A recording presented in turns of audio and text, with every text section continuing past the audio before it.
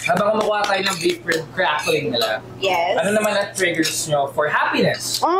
Gusto mo mauna? Okay, go. Unahan mo na. Sa happiness, sobrang saya ko kapag masaya yung mom ko. Especially yung mom ko.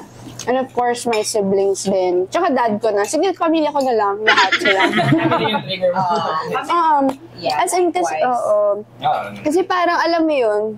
Basta alam niyo na yun. Parang alam ko yun. Tsaka ano, guys? Makaka-relate kayo dito. Money! Di ba kayo masaya sa money? Ikaw, hindi ka ba masaya sa money? Siyempre masaya, di ba?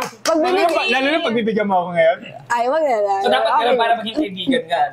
Money down. Money down muna. Kailangan na sumulto. Totoo naman, di ba? Kailangan natin. Sige, go. What triggers your happiness? Triggers my happiness. Food.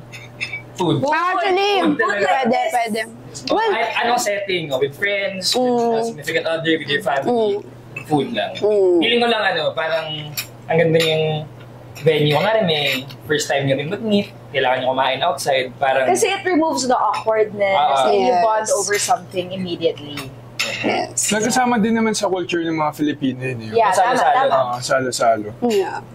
O ikaw, anong trigger mo for nag-iisip happiness? pa ako. Sige ako muna. Vince. Happiness pag nakapag-workout ako. Yes. Parang sad news. Honest lang. Di ba? At least honest. Ano ba? Akala ko ba consistent ka na mag-gym? Sabi mo eh. Consistent Oo, yan! consistent ako mag-gym. Di ko sinabing masaya ako. Magkaiba yun. There's a fine line. Okay? Ako, nag-trigger yung happiness ko kapag nagagawa ko yung, alam ko sa sarili ko na nagawa ko yung trabaho ko ng maayos. Yes, actually. Pag naka-compliment ako sa work na ginawa ko. Ano yung batayan mo na maganda yung trabaho mo? Ako, yung personal feeling ko, hindi masyado sa reception ng audience. But ikaw kasi sa sarili mo, alam mo kapag ginawa mo yung best mo sa isang bagay. Okay.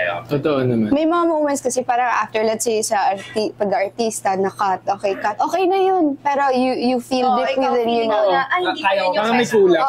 it could have been better. And may mga moments din wherein like, cut, wow! Yeah. Ooh, that was... Yung proud Yes. ka. Feeling mo, angas mo. Yes, ang Tapos sabihin sa'yo ng director, parang kailangan natin ibahin yun ah. Yun na trigger na yung sadness ko. Anger, sadness. Direk, okay ba? Sama!